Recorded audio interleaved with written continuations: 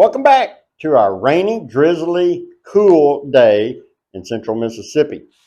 So, if you're turning in today, you need to make sure you watch last week's video because that's going to be incorporated into this video. So, what are we going to be doing for you that is special? Well, how about tilapia? How about a whole, cleaned tilapia? Oh, yes, it's got the eyes on it, folks. Yes, it's got the head on it. We took all the innards out, so it's good. Tilapia doesn't have an aggressive scale, but these have been removed and washed and cleaned. This thing is all together. This is a live fish, folks. Just like you would cook it if you pulled it out of the river and you were camping on the riverbank and you went to cook. You do just like this. So, what are we going to do? We're going to make it like this. Why are we going to make it like this? Presentation has nothing to do with the taste of the fish. This is strictly presentation. Fish is saying hi, ain't it? Here we go, but we're going to do it like this. All right, so how are we going to get it like that, folks? We're going to come in here, and the reason I do this is really because it helps the fish to cook a little bit better, a little faster, a little more even. We want to put 3 cross hatches in there, about an inch apart or so, depending on the size of your fish. If you've got a little fish, and you don't have to do this with tilapia. You can do this with any fish. You put about 3 in here. If your fish is bigger, you may need 4. If it's smaller, you may need 2. Not hard, folks. Okay, now you're going to see me struggle because me and a rope never got along, folks. I was a Boy Scout at one time, but the knot tying part just kind of passed me by. I don't know why, but we never did. But what we want to do, we want to come up on the tail pretty far, okay, up in right underneath the top and the bottom fin, okay? Now, to keep this from slipping off the head, we want to run it through the gill on both sides, like that. Then, this is where Jeff's going to struggle.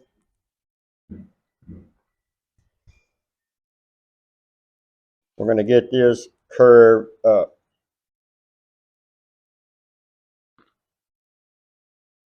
Right like that. Okay. Now, got to do a little lasso in here.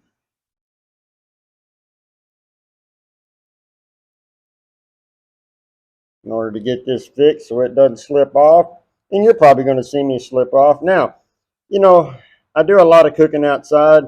Not a big seafood cooking guy. I'm not a big fish guy. This way. I fried a lot of catfish. But we're doing something a little different. Get a little knot tied in here. You're welcome to use a skewer. A lot of people stick a skewer through the fish and they pin it with a skewer. I've had it pop back open when it starts cooking.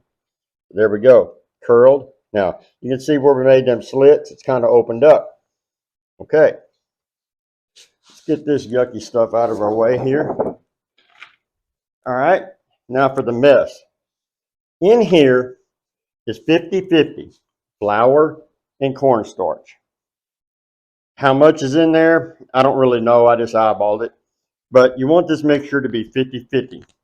To that, we're going to add 2 tablespoons of chili powder, 2 tablespoons of paprika, 2 tablespoons of black pepper, a tablespoon of garlic, and a tablespoon of salt. Why less salt? Seafood has a tendency to be salty.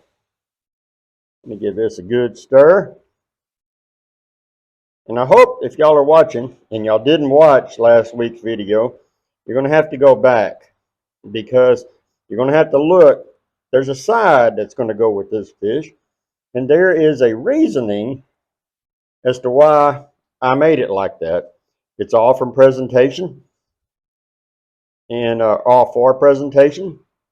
And the side that we made last week is going to be going with this.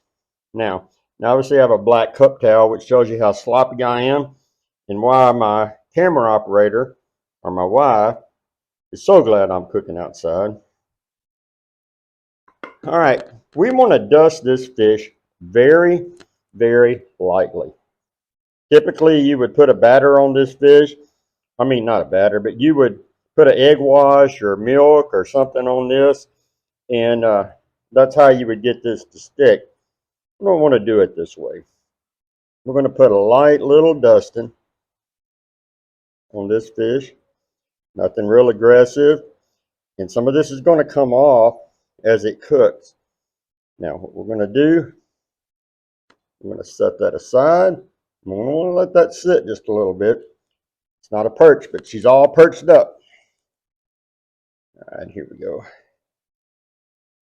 I hope y'all are doing good. And like I said in most of my videos, I tell you, we appreciate all the followers, subscribers, all the people that support us, stay with us, come see us, comment, like, and dislike. Sometimes we get some things out there, like I'm probably going to get some comments on this video about I don't like my food looking back at me, because I know that's what the one on the end of the camera is telling me. We're going to set that right there. Wipe this off. Now, folks, I don't have the thermometer with me, but we're going to want our oil to be 350 to 375 and slightly rising in temperature when you put your fish in. Because when we put that fish in, we kept it cold until we brought it out here, our oil's naturally going to go down. Okay? But since we don't have a thermometer, we're going to do it the way your mom or grandma did. I'm going to put a pinch of flour in there. And I can tell you, we're not quite enough. We're about 300 right now. So we're going to step out a little bit, let this come up to temperature, and we're going to pop back and we're going to fry this fish. Hey folks, welcome back out to the backyard, and we're frying this whole tilapia for you. We did one already because we're kind of speeding some things along, but one tip I want to give you, if you're frying anything, you're deep frying, you want to make sure that if you get any flour or anything residual, that can actually make an insulation on the bottom of your Dutch oven if you get too much of that in there. So you want to be careful with that. Typically you'll do that if your grease isn't hot, but even when it is hot, you'll still get some stuff that'll want to stay on the bottom. So sometimes you're going to need to make sure that's not insulating your oven. The other thing before we put this last fish in there, why am I doing this on a burner? I typically cook on a fire. It's hard to deep fry on an open fire. It's hard to keep your temperature at a good steady basis. I do a lot of shallow frying on open fire, but it's really hard to do deep frying on open fire. And like deep frying a turkey or anything else, make sure you don't overfill it with oil so that when you put your fish or whatever you're putting in there, your oil doesn't come over. I don't typically cut my fire off when I put my stuff in there because I usually make sure I have enough freeboard in there. All right, folks, let's see if we can get this Mr. Fish off in there. It's all curled up and ready to go.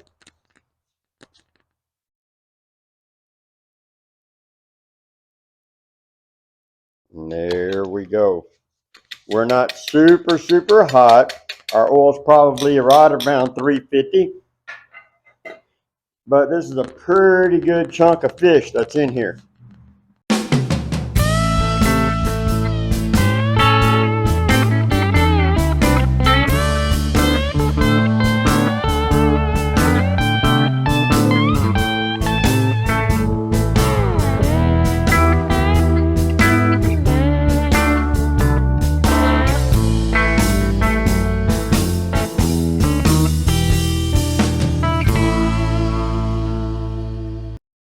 Hey folks, welcome back out here to the backyard. We about got this little fish seared off. Not seared off, deep fried off.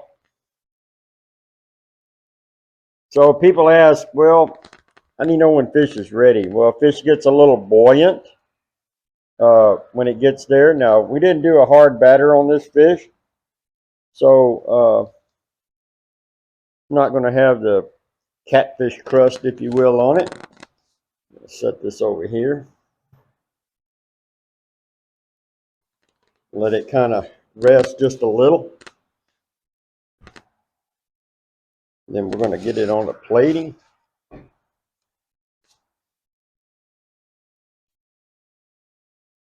Get our string out of the way so I don't burn my fingers.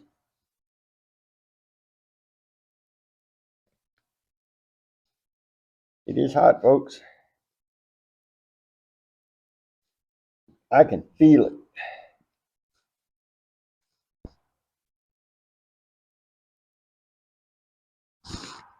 Get all the pieces of string. I broke the tail off. How about that? All right, folks. Get this fish around here for you. He might not set up without his tail. There we go. Now, for those of you that checked this out before, here's our pineapple salsa.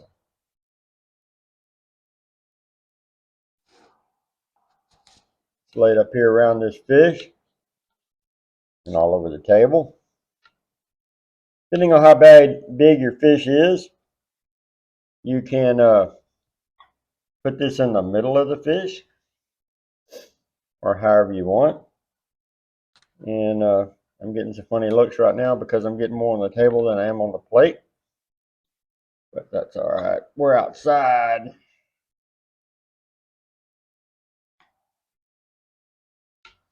And there you go, folks. How about that? Something different. Completely different. Curling the fish up doesn't do anything but change the presentation. Folks, we so much enjoy y'all being out with us and watching us cook, and hopefully we're give y'all something that you can take from these videos other than laughter on some old guy out there trying to cook. Folks, enjoy your